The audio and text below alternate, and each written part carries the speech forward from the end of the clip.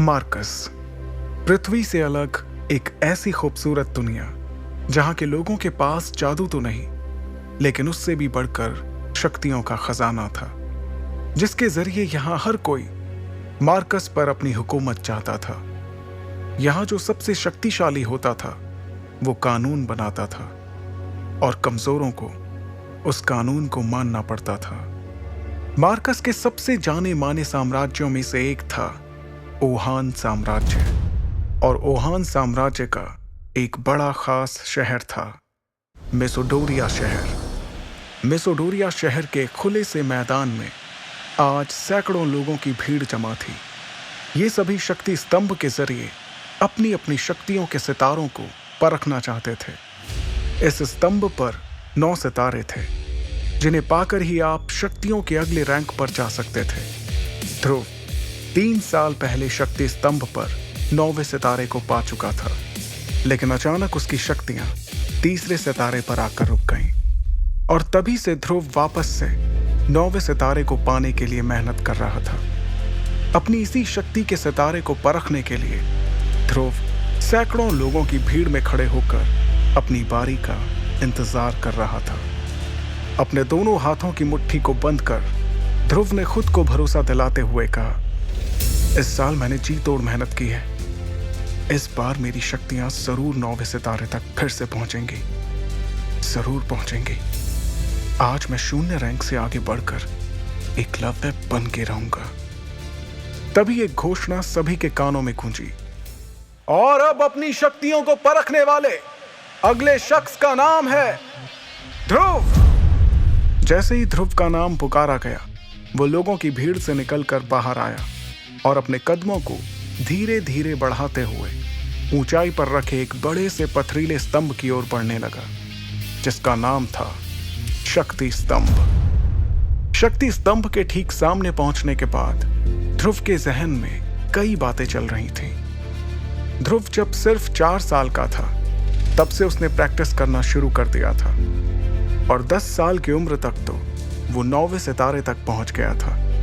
फिर 11 की उम्र में वो शून्य रैंक से एकलव्य रैंक पर आ गया था। शौर्य दल के 100 साल के इतिहास में ये पहली बार था जब एक 11 साल का बच्चा एकलव्य बन गया हो। लेकिन उसके बाद ऐसा कुछ हुआ कि अचानक से एकलव्य एक बार फिर से शून्य रैंक पर आ गया। यही सब सोचते हुए ध्रुव ने अपने दाहिने हाथ की हथेली को शक्ति स्तंभ पर रखने के लिए आगे बढ़ाया।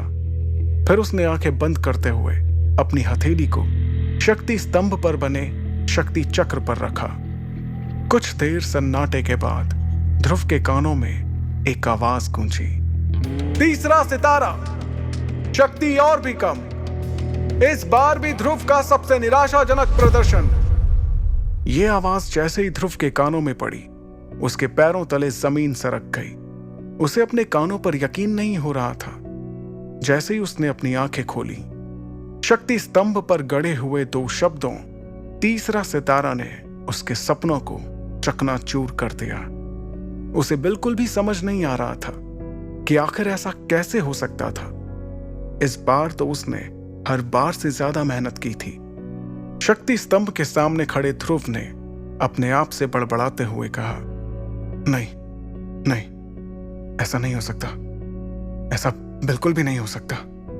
खुद से नाराज ध्रुव ने दोबारा 2 से 3 बार अपनी हथेली को शक्ति स्तंभ पर रखकर देखा, लेकिन हर बार उसे अपनी आंखों के सामने वही सितारा दिखाई दे रहा था जिसने पिछले 3 सालों से उसकी रातों की नींद छीन रखी थी। उधर मैदान में खड़े सैकड़ों लोगों की भीड़ में से किसी ने चिल्लाते हुए कहा, ए शून्य रैंक, चल अब नीचे आ जा। अगर बार बार शक्ति स्तंभ पर हाथ रखने से शक्तियों का सितारा बढ़ जाता तो तू पिछले 3 सालों से तीसरे सितारे पर नहीं होता।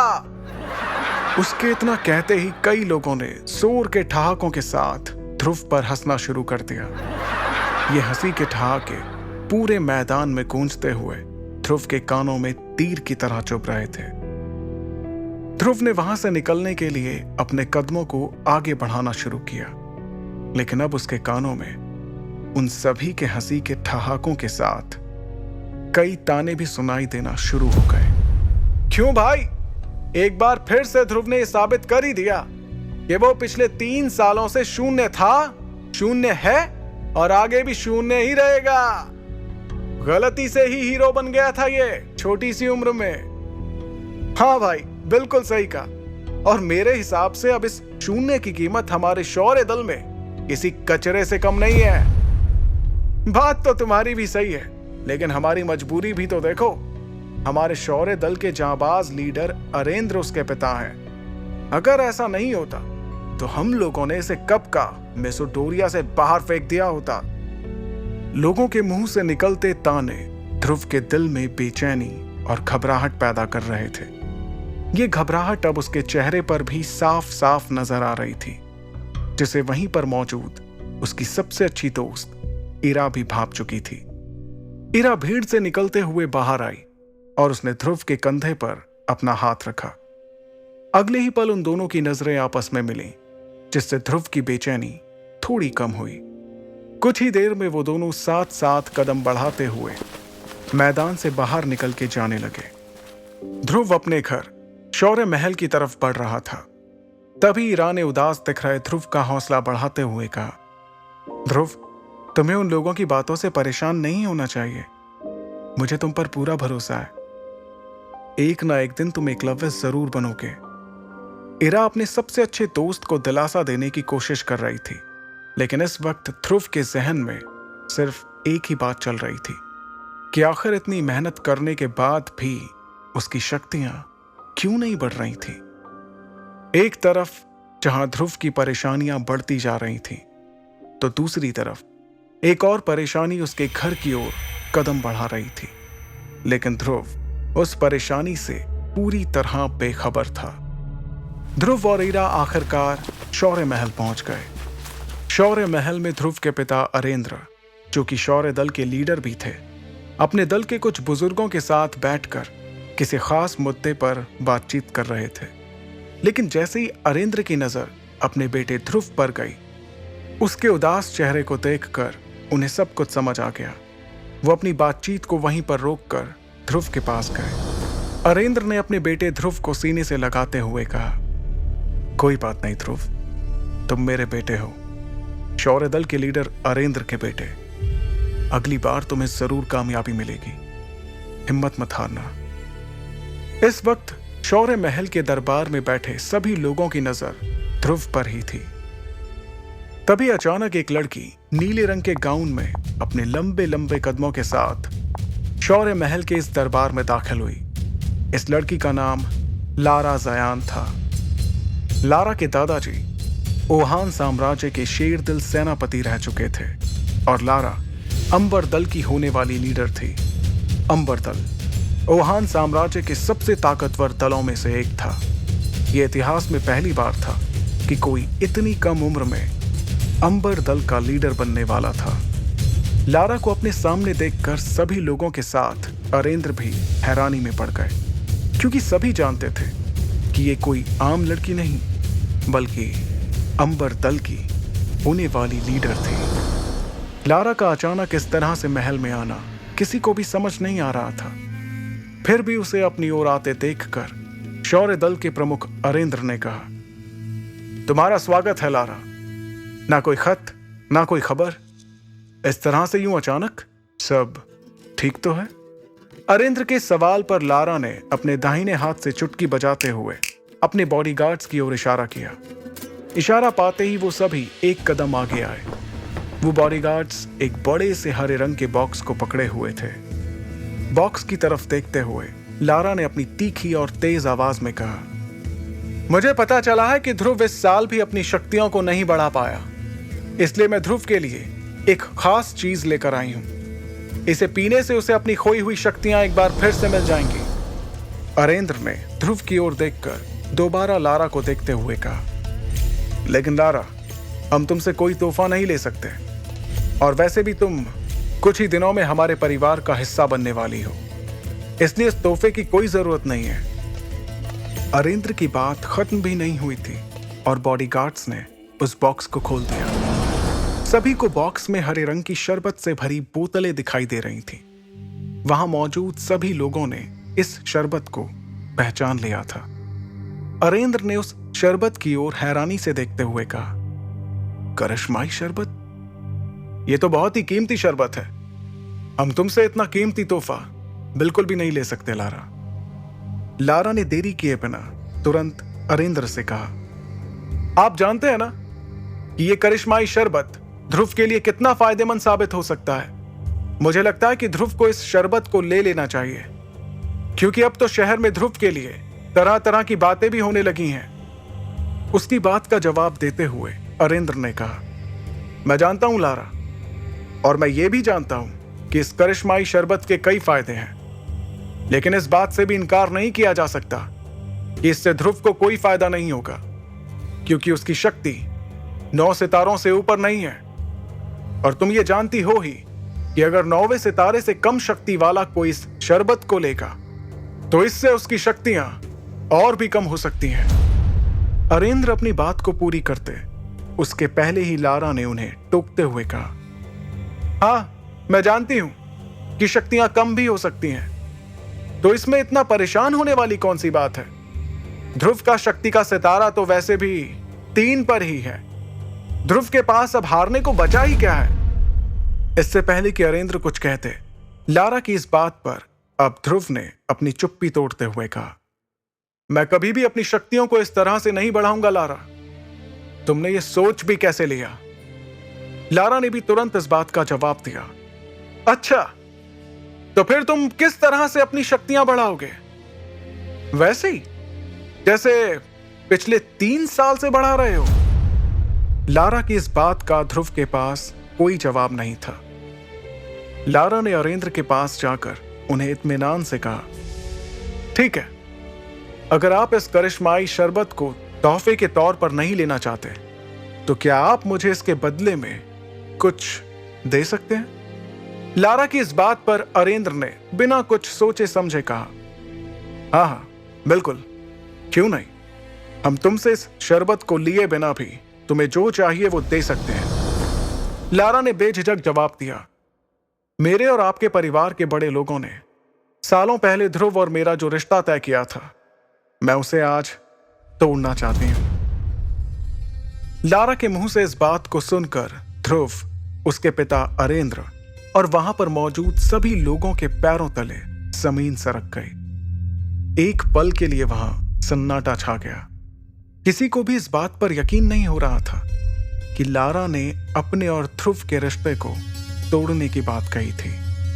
अगले ही पल अरेंद्र ने अपनी नाराजगी जाहिर करते हुए तेज आवाज में कहा, लारा, ये जानते हुए भी कि यह रिश्ता तुम्हारे और हमारे परिवार के बड़े लोगों ने तय किया है, तुम कैसे रिश्ते को तोड़ने की बात कर सकती हो? तुम जानती हो ना ये कितना गलत माना जाता है। अरेंद्र की नाराजगी के जवाब में लारा ने बड़ी ही बेफिक्री के साथ कहा, यह रिश्ता जरूर परिवार के बड़े लोगों ने तय किया था, लेकिन तब और अब में काफी फर्क आ चुका है। आज मेरे और मेरे परिवार के लोगों की शक्तियां कहां से कहां पहुंच चुकी हैं, जबकि ध्रुव पिछले 3 सालों से वहीं पर अटका हुआ है। लारा के मुंह से अपने और अपने परिवार की बेइज्जती होते देखकर अब ध्रुव से रहा नहीं जा रहा था। उसे लारा पर बहुत गुस्सा आ रहा था। तभी लारा ने अपनी बात को आगे बढ़ाते हुए कहा, और वैसे भी सभी जानते हैं कि मैं इस वक्त अंबर दल की लीडर बनने वाली हूं, और इसके लिए यह बहुत जरूरी है कि मेरा किसी कमजोर के साथ कोई संबंध ना हो। इसलिए बेहतर यही होगा कि यह रिश्ता आगे बढ़ने से पहले यहीं पर टूट जाए। अंबर दल की लीडर बनने वाली बात पर गौर करते हुए अरेंद्र ने उससे कहा, तो यह है असली बात, बाकी सब तो तुम्हारे लिए एक बहाना था, सिर्फ एक बहाना। तुम्हें परिवार की कोई फिक्र नहीं है। तुम्हारे सिर पर तो सिर्फ सबसे शक्तिशाली बनने का जुनून सवार है, और इसलिए तुम इस रिश्ते को तोड़ना चाहती हो। इस बार लारा ने बेशर्मी से जवाब देते हुए कहा, तो आप ही बताइए कि मैं कैसे उस इंसान से अपना रिश्ता जोड़ लूं जो पिछले 3 सालों से अपनी शक्तियों को बढ़ा नहीं पा रहा। लारा की इस बात का वाकई में वहां पर किसी के पास कोई जवाब नहीं था। तब लारा ने दोबारा उस करिश्माई शरबत की तरफ देखते हुए कहा, अब आपके लिए यही बेहतर होगा कि आप मेरी बातों को मान लें और इस करिश्माई शरबत को स्वीकार करते हुए इस रिश्ते को तोड़ दें, क्योंकि आप भी जानते हैं ये शरबत कितना कीमती है और ध्रुव के लिए कितना जरूरी है। अब ध्रुव के सब्र का बांध भी टूट चुका था।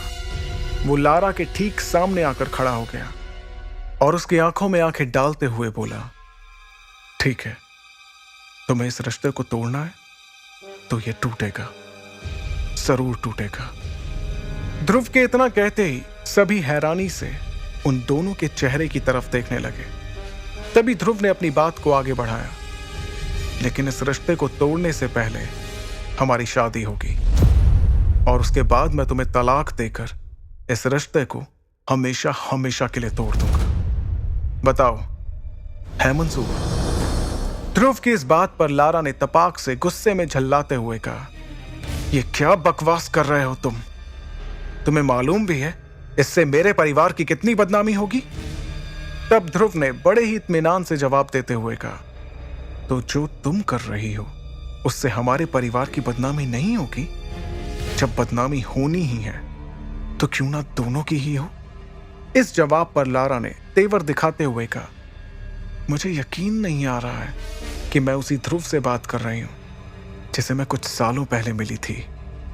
ध्रुव ने बिना वक्त गवाए अपने उसी अंदाज को बरकरार रखते हुए कहा, मुझे भी यकीन नहीं हो रहा है कि कैसे तुम इस करिश्माई शरबत की आड़ में इस रिश्ते को खत्म करने के लिए बिना कुछ सोचे समझे यहां चली आई। इतनी बातें करते हुए ध्रुव और लारा दोनों के चेहरे एक दूसरे के बहुत ही नजदीक आ गए थे। उन दोनों की आंखें एक दूसरे को घूरे जा रही थीं। माहौल गर्माता हुआ देखकर लारा के बॉडीगार्ड्स अपनी जगह से आगे बढ़े, लेकिन अगले ही पल लारा का एक इशारा मिलते ही उन सभी ने अपने आप को रोक लिया। फिर लारा ने अपनी बात को आगे बढ़ाते हुए कहा, मेरे पास एक तरीका है जिससे हम इस रिश्ते का फैसला कर सकते हैं। ध्रुव ने उससे पूछा, और वो क्या है? लारा ने कहा, 3 साल बाद हम दोनों के बीच एक मुकाबला होगा। अगर उस मुकाबले में मैं जीत गई तो तुम्हें इस रिश्ते को तोड़ना होगा, और अगर तुम जीत जाते हो तो वही होगा जो तुम चाहोगे। लारा की ये शर्त सुनते ही शौर्य महल में एक सन्नाटा छा गया था। अब सभी की नजरें ध्रुव के जवाब का इंतजार कर रही थी। क्या ध्रुव अपनी मंगेतर लारा की शर्त मानेगा? आखिर क्या वजह है जो ध्रुव की शक्तियां पिछले 3 सालों से आगे नहीं बढ़ पा रही थी? कैसे लड़ेगा ध्रुव अपने से शक्तिशाली लारा से? जानने के लिए सुनते रहिए शक्ति चक्र, सिर्फ पॉकेट एफएम पर।